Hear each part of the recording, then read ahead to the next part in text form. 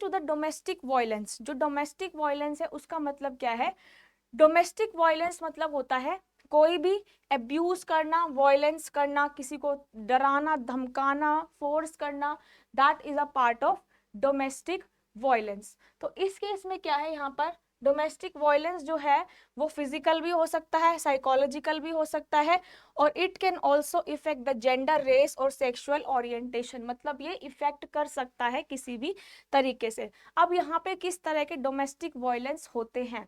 First जो domestic violence है वो है फिजिकल अब्यूज का, कि हम फिजिकल अब्यूज जो हम करते हैं, फिजिकल अब्यूज में क्या आता है, किसी भी विक्टिम को ये किसी भी उसको स्लेव बनाना, या फिर उसको विक्टिम के अगेंस्ट क्या करना, उसको इंजरी कॉज करना, वहां पे पंच करना, स्टैब करना, स्लैप करना, बाइटिंग, पिंचिंग, फोर्स करना किसी को भी, that comes under the physical abuse. और ये चाहे ये काफी लोग क्या करते हैं, अल्कोहल लेके भी फिजिकल अब्यूज करते हैं, या फिर किसी को जबरदस्ती फिजिकल अब्यूज भी किया जाता है। Now second is emotional abuse, जब आप किसी के इमोशंस के साथ खेलते हो, इमोशंस को अब्यूज करते हो, that comes under the emotional abuse. इसके अंदर क्या होता है, नेम कॉलिंग, उनको किसी किसी तरीके के नाम से बुलाना, इंसल्ट करना, ह्यूमिलिएट करना, क्रिटिसाइज करना, तो ये सब भी पार्ट होता है इमोशनल अब्यूज का। ये क्या दिखाता है, it shows the unhealthy relationship. Now third is sexual abuse, किसी भी तरह का डोमेस्टिक वायलेंस करना, assault, rape, unwanted sexual contact. यहाँ पर क्या होता है, जहाँ पे काफी बारी क्या होता है, यहाँ पे अल्कोहल और ड्रग्स यूज करके भी सेक्सुअल अब्यूज किया जाता है। It can be in the form of harassment, unwelcome touching and other demeaning behaviours, तो ये सभी आता है सेक्सुअल अब्यूज में। नाउ फाइनेंशियल अब्यूज, ये जनरली बहुत कॉमन है, जो कि आज भी प्रैक्टिस किया जाता है, आज भी फाइनेंशियल अब्यूजिंग होती है। अगर कहीं पर मदर जो है वो इंडिपेंडेंट नहीं है और वो कमा के नहीं ला रही है, तो वहां पर फाइनेंशियल अब्यूजिंग करी जाती है।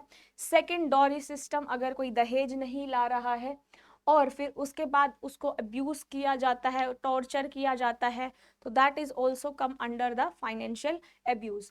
नाउ फाइनेंशियल अब्यूज क्या है, it include a husband preventing his wife from obtaining an education और a job outside the home, किसी को जॉब, कोई हस्बैंड अपनी वाइफ को बाहर जाने नहीं देता जॉब करने, that also come under financial abuse. यहाँ पर क्या है, काफी बार लोगों का जॉइंट अकाउंट होता है, तो सारा पैसा उस जॉइंट अकाउंट में आता है और एक वुमेन को पैसा कभी भी नहीं दिया जाता, तो ये भी आता है फाइनेंशियल अब्यूज में। तो यहाँ पर क्या है, हम क्या कर रहे हैं, फाइनेंशियली किसी को भी अब्यूज कर रहे हैं फॉर द मनी, तो ये इसके किस में आता है, फाइनेंशियल अब्यूज में आता है। नाउ साइकोलॉजिकल अब्यूज, किसी को साइकोलॉजिकली अब्यूज करना इज साइकोलॉजिकल अब्यूज। इसमें क्या है, यहाँ पर किसी को किसी विक्टिम को बात किसी से नहीं करने देना, किसी से शेयर नहीं करने देना, किसी को घर से बाहर नहीं जाने देना, किसी को डरा के रखना, या फिर उसको इमोशनल ब्लैकमेलिंग करना, इमोशनल अब्यूज करना, और उसको डरा के धमका के रखना, बाहर नहीं जाने देना, घर से किसी से बातें नहीं करने देना, तो ये सब आता है साइकोलॉजिकल अब्यूज में। Now there are some reasons for domestic violence, कि डोमेस्टिक वायलेंस क्यों होता है। सबसे पहला, male dominance, this is the most common reason for the domestic violence, because male dominant society है अपनी यहाँ पर आज भी, तो उस केस में क्या है, मैन को ज्यादा प्रेफर किया जाता है ओवर द वुमेन। तो मेल क्या करता है, जो एरियाज आज भी डेवलप नहीं है और डेवलप भी है, वहां पर भी आजकल मेल डोमिनेंसी का एक बहुत बड़ा इशू है, क्योंकि यहाँ पर मेन जो है काफी केस में अपने आप को बहुत ही ज्यादा सुपीरियर समझते हैं, और जब वो अपने आप को सुपीरियर समझते हैं तो वो फिर वुमेन पे क्या करते हैं, वायलेंस क्रिएट करते हैं, उनको प्रेशराइज करते हैं, उनको फोर्स करते हैं, अब्यूज करते हैं। तो यहाँ पर क्या है, मेल डोमिनेंसी जो है वो मेन फैक्टर है। नेक्स्ट फैक्टर क्या है, economic development of female on male. यहाँ पे इलिटरेसी जो है, मतलब कुछ वुमेन जो है, विलेज साइड पे देखो आप, स्लम एरियाज में देखो, वहां पे लोग इतना पढ़ा लिखा नहीं होती हैं वुमेन, तो उस केस में क्या है, डोमिनेंसी अगेन यहाँ पर मेल डोमिनेटिंग सोसाइटी है, और एक अब जो वुमेन है वो किस पे डिपेंड रहती है, अपने हस्बैंड पे डिपेंड रहती है, तो हस्बैंड क्या करेगा, डोमेस्टिक वायलेंस क्रिएट करता है। तो यहाँ पे क्या है, इकोनॉमिक डेवलपमेंट, मतलब फीमेल जो है वो मेल पे डिपेंड रहती है। अगेन इट्स इलिटरेसी, यहाँ पर क्या है, lack of education among the women, education की बहुत ज़्यादा कमी है, लोग अवेयर नहीं है, औरतें यहाँ पर आज भी अवेयर नहीं है कि डोमेस्टिक वायलेंस जो है वो ना हो। नेक्स्ट सबसे बड़ी चीज़ क्या है, पॉवर्टी, भूखमरी और गरीबी सबसे ज़्यादा मेन फैक्टर है, क्योंकि यहाँ पर वुमेन कंप्लीटली जो डिपेंडेंट होती है वो किस पे होती है, अपने हस्बैंड पे होती है, जिसकी वजह से सबसे ज़्यादा डोमेस्टिक वायलेंस यहाँ पे होता है। These are some reasons for domestic violence. Now jealousy towards women, यहाँ पे क्या है, jealousy होती है, किसी से भी बात न करने देना, और करे तो फिर उसको जेलसी करना, तो ये भी क्या है, डोमेस्टिक वायलेंस का रीजन हो सकता है। एविल सोशल कस्टम्स, अगर यहाँ पे लड़की के घर वालों ने इनसफिशिएंट डोरी दिया है, दहेज नहीं दिया, सफिशिएंट दहेज नहीं दिया, तो वहां पर एक विमेन को क्रिटिसाइज किया जाता है, and that criticism is also the part of domestic violence. तो यहाँ पर क्या है, सोसाइटी में क्या होता है, जब इनसफिशिएंट डोरी नहीं देते सफिशिएंट डोरी नहीं देते, तो वहाँ पे टॉर्चर किया जाता है, मारा जाता है। तो ये सारे रीजंस होते हैं जो कि डोमेस्टिक वायलेंस करता है। नाउ फैमिली प्रेशर, अब यहाँ पर अगर वुमेन कुछ एजुकेट है और वहां पे एजुकेटेड है, बाहर जा रहे हैं जॉब करने, तो उस केस में क्या है, इन लॉज का प्रेशर आ जाता है कि जॉब नहीं करनी और ऐसे बाहर नहीं जाना घर से। तो उस केस में क्या है, एक विमेन की एक साइकोलॉजिकल और मेंटल जो प्रेशर आता है उन पे, उससे उनकी हेल्थ इफेक्ट हो सकती है। हेल्थ के साथ साथ इफेक्ट होने के बाद क्या होता है, जो प्रेशर आता है, that is also the part of domestic violence. अब यहाँ पर क्या है, जो पुअर और लो स्टेटस की वुमेन है उनको अब्यूज किया जाता है, उनके रिलेटिव्स को भी अब्यूज किया जाता है, और काफी बार क्या होता है, जहां पर वो काम करती हैं औरतें, वहां पर भी जाके कुछ वायलेंस क्रिएट करते हैं। तो this is also a part of domestic violence. Now intoxication, यहाँ पर क्या है, कोई ड्रिंक करके, अल्कोहल कंज्यूम करके क्या होता है, डोमेस्टिक वायलेंस क्रिएट करता है। मतलब इंटॉक्सिकेशन जो है वो डायरेक्टली किसको इफेक्ट करता है, कॉग्निटिव एंड फिजिकल फंक्शन को डायरेक्टली इफेक्ट करता है इंटॉक्सिकेशन। तो intoxication is also the part of the domestic violence. Now lack of action against perpetrator of domestic violence, जो डोमेस्टिक वायलेंस क्रिएट करता है, काफी बार कुछ वुमेन उनकी कंप्लेन नहीं कर पाती, जस्ट बिकॉज उनको गिल्ट फील होता है, उनको शेम लगता है, बाहर जाने में डर लगता है कि अगर बाहर बातें निकल गई घर की तो बहुत ज्यादा बुरा हो जाएगा। तो इस चक्कर में उसको गिल्ट, शेम या फियर के डर के चक्कर में वहां पर कुछ एक्शन कोई नहीं ले पाता। तो ये भी क्या है, डोमेस्टिक वायलेंस का रीजन है।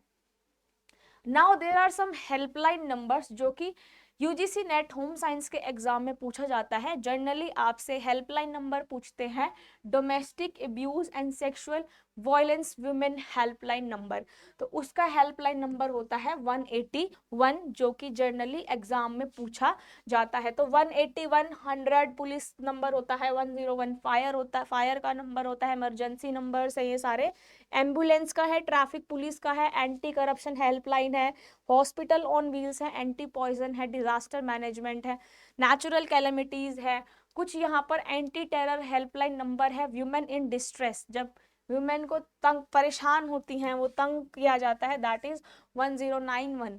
चाइल्ड अब्यूज का क्या है, 1098, और ये है नेशनल हेल्पलाइन नंबर। तो ये सारे आते हैं हेल्पलाइन नंबर्स में। Now there are some act, जो कि एक डोमेस्टिक वायलेंस एक्ट आया, ये डोमेस्टिक वायलेंस आया 2005 में, और इसको इनैक्ट कब किया गया, एनफोर्स कब किया गया, चालू कब किया गया, 26 अक्टूबर 2006 में। एंड एग्जाम में क्वेश्चन आते हैं कि कौन सा एक्ट है वो कौन से ईयर में आया है।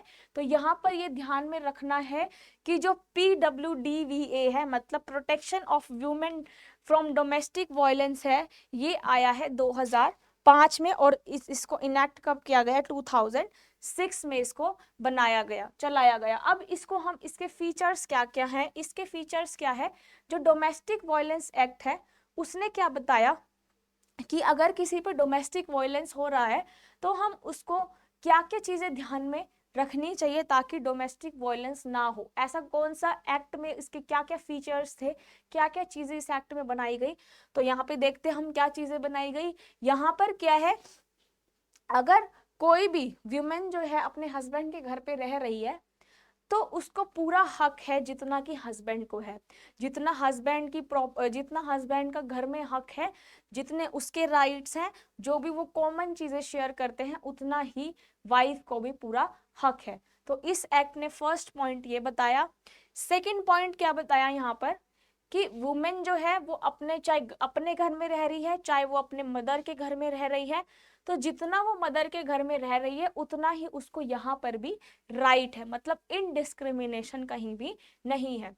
थर्ड पॉइंट क्या बताया यहाँ पर, अगर कोई अब्यूजर है या फिर किसी के अगर वुमेन काम करती है तो उसके वर्क प्लेस पे जाके कोई अब्यूज करता है या फिर उनको कोई डोमेस्टिक वायलेंस क्रिएट करता है, तो उसके अगेंस्ट प्रोटेक्शन ऑर्डर्स पास किए गए हैं कि वुमेन की पूरी पूरी प्रोटेक्शन करी जाए ताकि कोई भी किसी भी तरीके का डोमेस्टिक वायलेंस क्रिएट ना हो, और जिससे जो अब्यूजर है उसे कम्युनिकेट किया जाता है।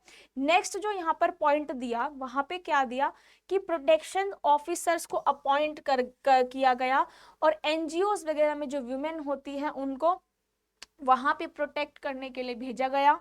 और यहाँ पे जो भी, ताकि जो वुमेन है जिस पे डोमेस्टिक वायलेंस हो रहा है उसकी मेडिकल एग्जामिनेशन हुई, और मेडिकल एग्जामिनेशन करके यहाँ पे उनको सेफ शेल्टर प्रोवाइड किया जाए। तो ये होता है इस एक्ट में जो कि आया था 2005 में। नेक्स्ट यहाँ पे जो है इस एक्ट ने क्या बताया कि अगर कोई भी डोमेस्टिक वायलेंस क्रिएट करता है तो उसको जेल भी हो सकती है, और अगर कंप्लेन हो गई तो जेल हो जाएगी, और कितने का फाइन लगेगा? 1 साल की जेल हो जाएगी, और फाइन कितने का लगेगा? 20,000, और सॉरी इसमें हाँ एक्सटेंड हो सकता है, यहाँ पर जो फाइन है वो 20,000 तो होता है और 20,000 से एक्सटेंड भी हो सकता है। तो ये सारे एक्ट में कुछ पॉइंट थे। नेक्स्ट यहाँ पर मैरिटल डिसहार्मोनी, इसका मतलब क्या होता है? जब कपल्स के बीच में यहाँ पर मैरिज रिलेशनशिप में कॉन्फ्लिक्ट होने स्टार्ट हो जाए, दैट इज मैरिटल डिसहार्मोनी। मतलब strain in marriage interaction between a couple who are living together. अगर मैरिज में स्ट्रेन आ जाए, किसी भी तरीके की परेशानियां आ जाए, कॉन्फ्लिक्ट्स हो जाए, that is the part of marital disharmony. अब ये किसकी वजह से होता है? यहाँ पर क्या है, इसके रीजंस क्या हो सकते हैं? Opportunity for women. यहाँ पे क्या है, अगर ज्यादा जो हाई क्लास वुमेन होती है वो क्या समझती है? अपने आप को बहुत ही ज्यादा सुपीरियर समझने लगती है। तो सुपीरियर समझने की वजह से क्या है, यहाँ पर कॉन्फ्लिक्ट्स आ सकते हैं। Men and women both are equal in every aspect. तो यहाँ पर किसी को भी अपने आप को सुपीरियर दिखाने की जरूरत नहीं होती। जब सुपीरियर दिखाओगे तो कॉन्फ्लिक्ट्स जो हैं वो इंक्रीज होंगे।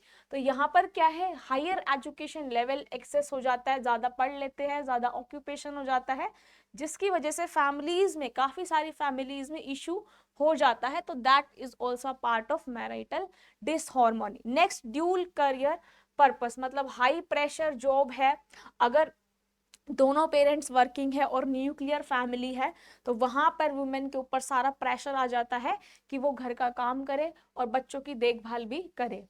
चाइल्ड केयर में भी वही होता है, क्योंकि न्यूक्लियर फैमिली में पेरेंट्स क्या होते हैं, जनरली वर्किंग होते हैं, तो चाइल्ड की तरफ ध्यान नहीं दिया जाता, जिसकी वजह से भी कॉन्फ्लिक्ट स्टार्ट होते रहते हैं।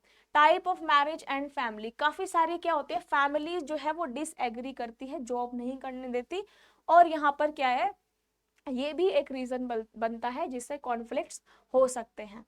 अब जो चिल्ड्रन है, चिल्ड्रन जो है उनको क्या है, उनकी तरफ ध्यान नहीं दिया जाता, तो वो क्या करते हैं, बहुत सारी नेगेटिव हैबिट्स को अपना लेते हैं, और जब नेगेटिव हैबिट्स को अपना लेते हैं तो पेरेंट्स परेशान हो जाते हैं, जिसकी वजह से वो सारा उनका जो रिलेशन है वो भी खराब हो सकता है ना। फाइनेंशियल मैटर्स, फाइनेंशियल तो सबसे ज्यादा स्ट्रेस हो जाता है।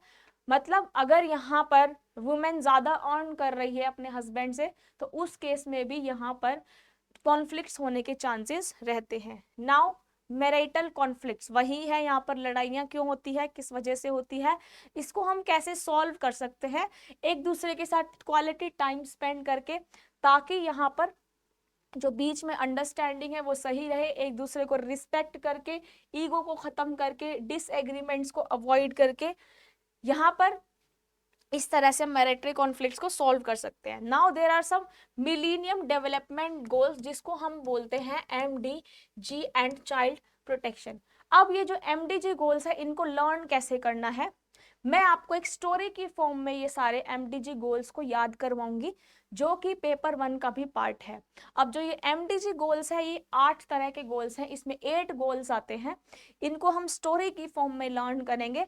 वो कैसे करेंगे, देखिए।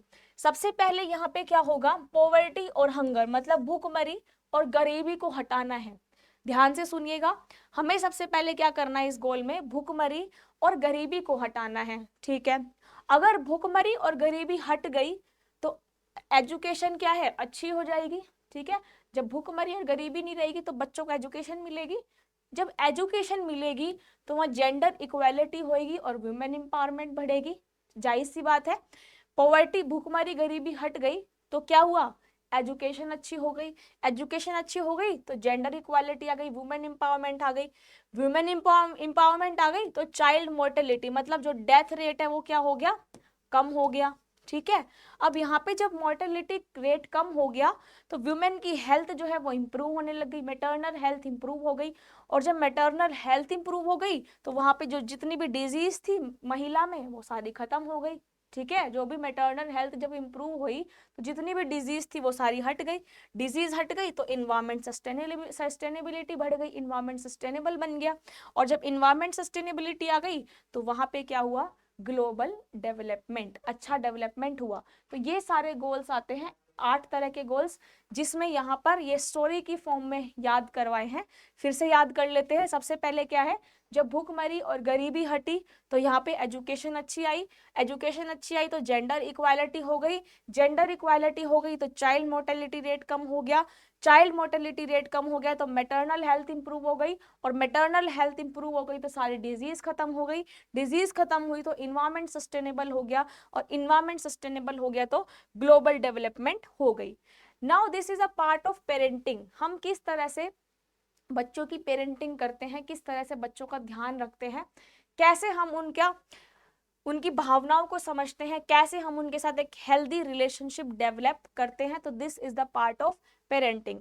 नाउ क्वेश्चन आता है कि टाइप्स ऑफ पेरेंटिंग सिस्टम से, अब हम पेरेंटिंग सिस्टम कैसे करते हैं, हम इफेक्टिव पेरेंटिंग कैसे करते हैं। सबसे पहले यहाँ पे अपने चाइल्ड का सेल्फ एस्टीम को बूस्ट करते हैं, ठीक है।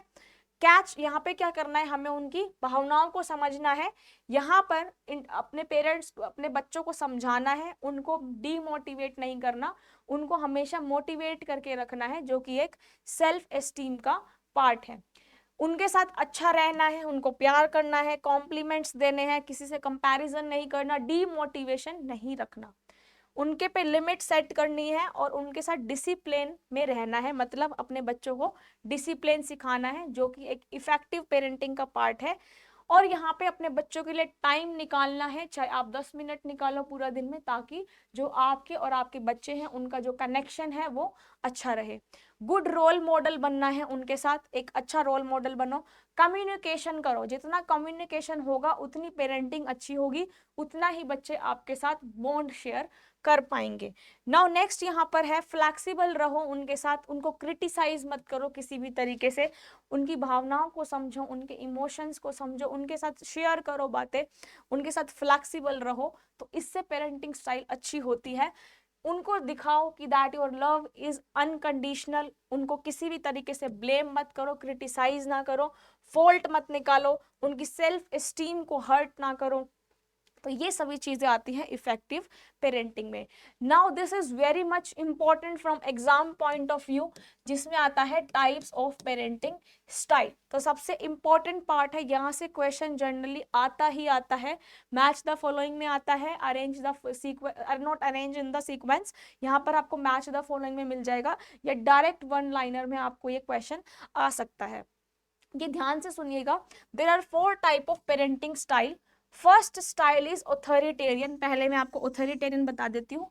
ऑथोरिटेरियन जो पेरेंटिंग स्टाइल है, उस स्टाइल में जो पेरेंट्स होते हैं वो अपने बच्चों के प्रति बहुत ही ज़्यादा टफ होते हैं, बहुत ही ज़्यादा रिजिड होते हैं, बहुत ही ज़्यादा स्ट्रिक्ट होते हैं, बहुत ज़्यादा उनके लिए रूल्स बनाए जाते हैं, और अगर वो रूल्स को फॉलो नहीं करते तो उनको पनिश किया जाता है, उनको समझाया नहीं जाता, उस समझाने की बजाय उनको पनिश किया जाता है। तो इस तरह की पेरेंटिंग स्टाइल होती है ऑथोरिटेरियन पेरेंटिंग स्टाइल, जहाँ पे बच्चों को फोर्सफुली चीजें सिखाई जाती है, डिसिप्लिन में रखा जाता है, एकदम स्ट्रिक्ट रूल्स बनाए जाते हैं, और अगर उन रूल्स को फॉलो नहीं करते तो फिर उन पे स्ट्रिक्ट एक्शंस या फिर उनको पनिश किया जाता है। तो इस तरह की पेरेंटिंग स्टाइल को हम बोलते हैं ऑथोरिटेरियन पेरेंटिंग स्टाइल, जिसमें वन वे कम्युनिकेशन होता है, टू वे कम्युनिकेशन नहीं होता। बच्चों की बात नहीं सुनी जाती, पेरेंट्स ने जो रूल्स बना दिए वो बना दिए, जो बोल दिया वो बोल दिया, बहुत ही ज्यादा स्ट्रिक्टनेस होती है। तो that type of parenting style is known as authoritarian parenting style.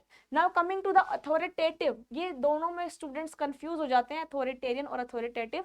Authoritative का मतलब क्या होता है, यहाँ पर क्लियर रूल्स और एक्सपेक्टेशंस होती है। यहाँ पे क्या है, तो यहाँ पे communication one way open communication है, मतलब टू वे कम्युनिकेशन है। यहाँ पर पेरेंट्स जो है वो बच्चों को समझते हैं, उनके साथ अच्छी बॉन्डिंग बना के रखते हैं, उनकी फीलिंग्स को समझते हैं, एक अच्छा कम्युनिकेशन होता है।